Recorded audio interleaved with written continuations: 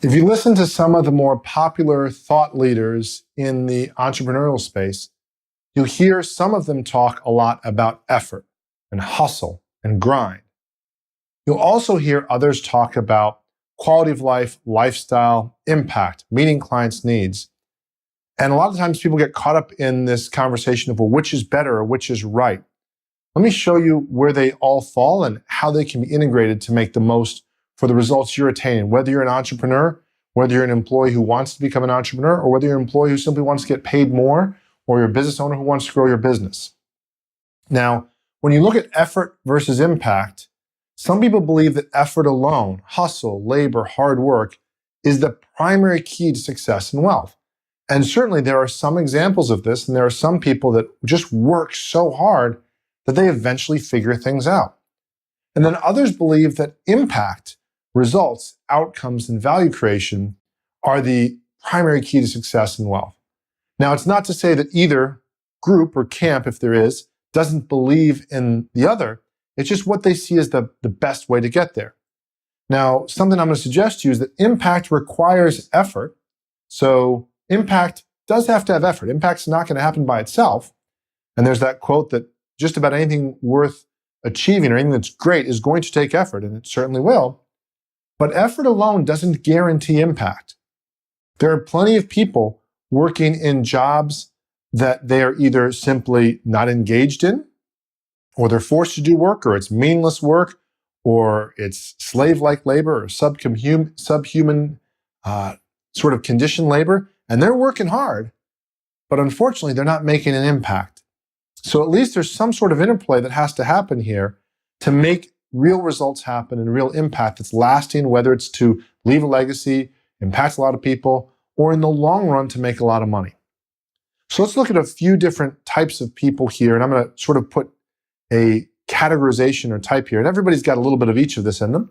But in the overall extreme, we've got a person who's just a pure laborer, and they work really hard, so it's higher effort and perhaps lower impact because they don't have a lot of control over their situation. And what you're going to see is that person's going to make towards the lower end of income now, and then as they get older, they're still going to make towards the lower end of income because labor or effort that's not directed in a way to bring about high levels of impact is really not all that valuable in the marketplace.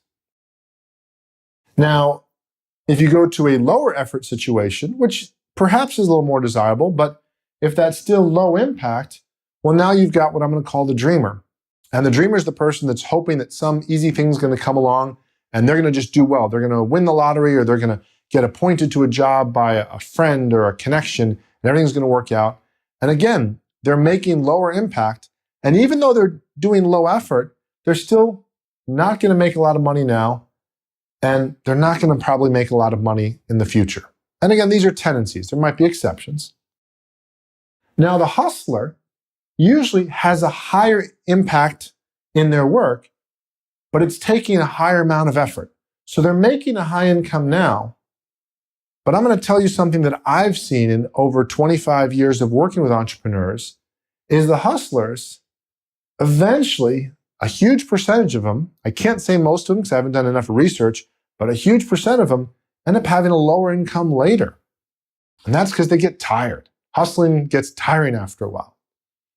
And then the multiplier is the person who looks to use less effort for higher impact. Now, this is where, for a lot of people who believe in hard work, their filters go off, red flags flap, and everything's, oh no, this is an impossible way. You can't work less and make more. You can't this, you can't that. You say, well, hold on. The basic premise of work, if you look at someone like a Bill Gates and the results he's been able to get, it's through efficiency, through greater productivity, lower effort to get a same result, lower effort to get higher impact. It doesn't mean they stop working. It doesn't mean they want to have society take care of them. It simply means they want to get higher impact with less input. That means they want to get more juice from the orange. They want to get more out of the effort they're putting in. And for some reason, because some people are so focused on hustling, they miss that distinction. And, just to share with you something I've watched as a father who's coached soccer, when I watch the other fathers or mothers, and they weren't as familiar with the game. You could tell. We were coaching 5-year-olds and 6-year-olds. The coaches who did not know what they were doing, they'd say, hustle, run, work harder. Why? Because I have no idea what the heck else to tell you to do. And then you'd see the ones who play the game, and they understood how to get a higher impact, more goals with lower effort. Here's the spaces where you go, and here's the strategy of the game. Here's how you make cuts. Here's what you do. So this is not about trying to cheat the system. This is not about trying to be lazy. But work alone is not the answer. It's got to be applied in some way that's going to get higher impact. And so here's trends that I've seen over time. They're not guarantees, but are things that I've seen very often. If this print's a little small, you can download the worksheet that goes with this for you. And at 4dayentrepreneur.com, that'll take you to the podcast site for this. And so laborers, here's what goes on with laborers. They never seem to create or get a break because they're more focused on working hard in their job than working smarter on their job. So they're rarely unemployed because they're hard workers, but their income grows very little. So these are the people that a lot of times it almost feels unfair. These people work so hard and they don't advance very much because they're always in their job, just laboring away, not looking at how could they do better? How could they evolve? How could they get paid more? What would it take? Dreamers are so focused on their vision, their needs, their products, and services. So a dreamer could be somebody who's working pretty hard, but they're so enamored, they're so focused on their stuff that they can't really see the client. So they work hard without an effective compass, and they make little progress. So whether they work hard or whether they work a little, because their direction of where they're going isn't one that creates greater value for the client, it's all about them, unintentionally, but still the case. Remember, I had a boss that said to me once, Wade, you know what? You do great work for the people in our company, and you do brilliant things. And sometimes you do both at the same time. And that was his nice way of saying, dude, it's not about you. It's about you creating something that creates impact because it's important to the client. Hustlers see success quickly and get addicted to being right. They often devalue learning from others. They say, I'm going to do it myself. They're very often self-starters, but they're also, I'm going to do it myself. Everybody else messes it up. I don't want to learn from other people because somewhere somebody taught me something, or somewhere I met a teacher that was lazy and didn't practice what they preached. So I'm never reading books. I'm not learning from people who know more than I do. And so they'll take the longer route to gain strategies, to gain wisdom, to get insights. And so they'll burn out quicker. And the burnout leads to less results, less income, because they're so focused. It's very often hustlers are rebels. And I'm going to suggest to you something. If you're rebelling against something, such as working in a corporate job where nobody cares about you, I hear you. But you know what? There's plenty of other people that did it before you. And this whole idea of being a rebel, there's no need to be a rebel. There's plenty of causes you can align with. It's sort of like I remember when the goth movement came out, and everybody was, I'm going to be so unique. I'm going to be a rebel. I'm going to be goth. And pretty soon there's a lot of people that are goth. Well, you can't rebel. You're part of the goth movement. And the problem with being a rebel is you always have to fight. So if all those people said, oh, you tell me I can't do something, I'm going to show you, you're still being controlled by something outside of you, as opposed to moving towards a result that you want just because you want it.